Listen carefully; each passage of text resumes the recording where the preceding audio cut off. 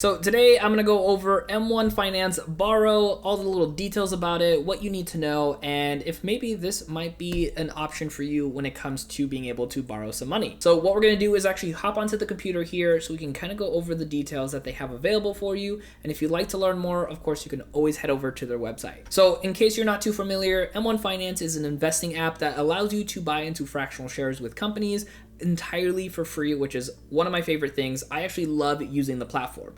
Now they have a feature called M1 Borrow, which actually allows you to borrow money off of your actual investment as leverage. Now we're going to go into some details here like I mentioned, but just to kind of give you an idea, one of the biggest criteria with M1 Borrow, it is borrowing money. So of course you are going to be paying interest, and we're going to get into those details too.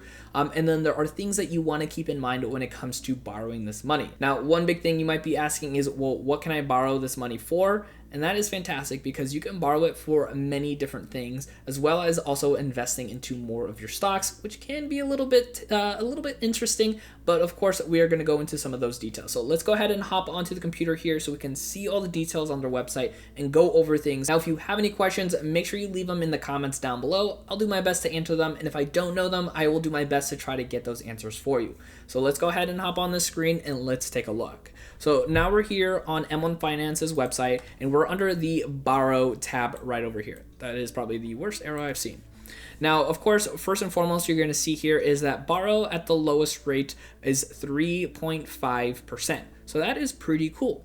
Now, M1 Finance does have a feature where if you actually have M1 Finance Plus, which is right over here, you can actually borrow at a 2% rate. Now, if you're curious about M1 Plus, I'm going to have a link in the show notes down below to actually take you to a video that goes into detail about those features and what that all entails for you.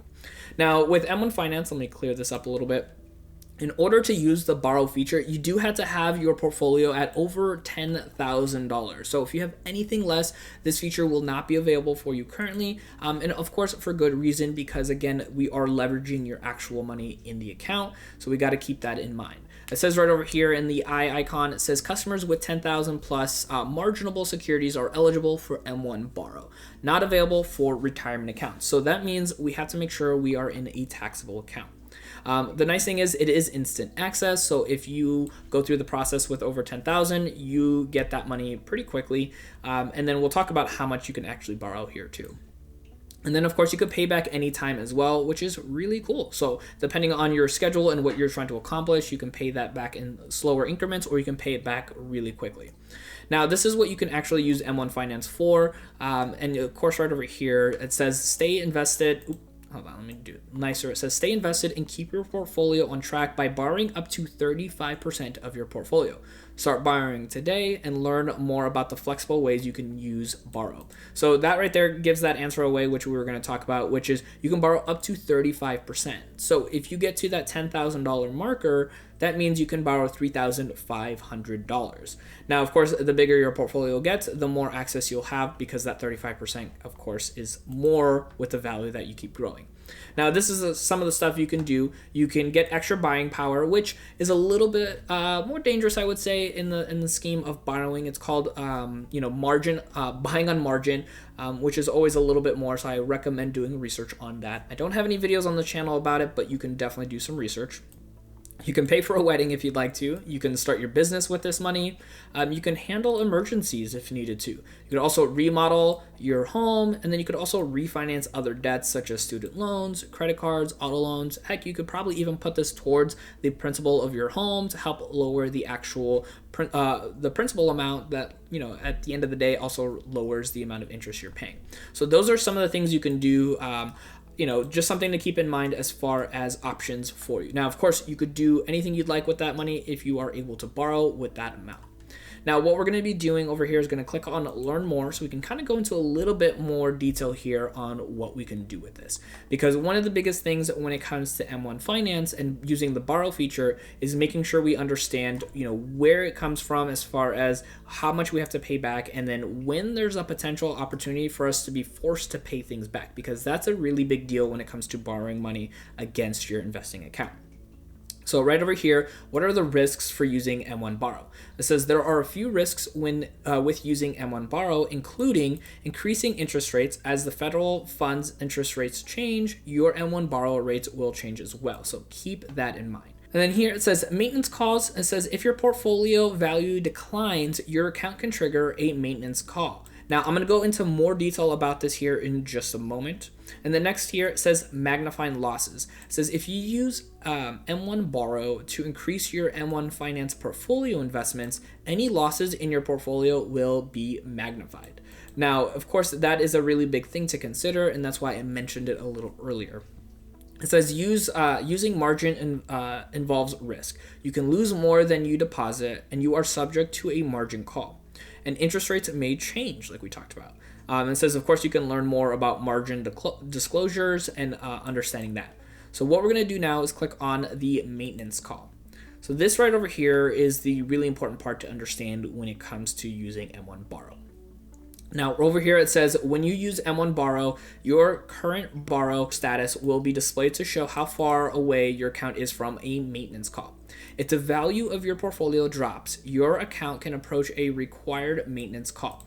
Now, the nice thing is they have this really nice display over here, and this will show you how far away you are from being called to have a maintenance call. And I'll tell you exactly what happens if that ends up happening in that case and what you can do. There are a couple different options for you. So right over here, you're going to see how this kind of graph is changing up. So it'll give you that warning of that maintenance threshold. And so you can kind of prepare yourself for those things. Now it says maintenance call. It says if your account value drops so that your equity value is below our maintenance threshold, M1 will issue a maintenance call. The maintenance threshold is normally 30% of your account value, but M1 may impose additional restrictions based on the risk of the securities held in your portfolio. So keep that in mind. Here's a great example. It says, as an example, if your portfolio is originally $10,000 in equity, and then you borrow $3,500, which would be the max you can do with that dollar amount, it says your account's total value would be $13,500. The equity percentage would be 74% in this case, $10,000 divided by $13,500. If your account loses value and your equity makes up less than 30% of your overall account value, then there would be a margin call. The margin call is subject to be higher if you are investing in more risky securities, like we talked about, like leverage ETFs or highly volatile stocks. You can always see your current margin status on the borrow page. When a maintenance call is issued, your account will be frozen. You will have to either deposit additional cash or sell a position or a portion of your portfolio to make up the maintenance call. Please read additional maintenance disclosure here, which you can definitely do if you'd like to on the M1 Finance website. So that's something you want to keep in mind when going through this process. If you're going to be borrowing the money to invest more into your portfolio, like they mentioned, the risks can be a little bit greater. If you're using it just to pay off some debts and do some other things with it and your account goes down, there's of course less risk in that regard, but there is of course still risk altogether. So something you want to keep in mind. Now, of course, with markets always being somewhat volatile in ways, you always want to pay attention to the maintenance status and making sure that you are in good shape, whether that means again paying more money into the actual loan to pay that down, or to invest more into your actual M1 Finance account so that way it goes back up. So I know at the end of the day it can sound a little scary when going through the process of maybe wanting to borrow the money, but just making sure you have an understanding of how your portfolio is set up, what your plans are with that money, and then how you would kind of go about it if a maintenance call were to happen, and you can go about those directions. Now, if you want to sign up for M1 Finance because you don't already have them, I will have a link for them in the show notes down below. You can go ahead and utilize them. That does help support the channel to keep on providing free content like this for you. Now, if you want to learn more about M1 Finance Plus, I want you to check out my video right over here to keep on learning and understanding what M1 Finance has to offer for you.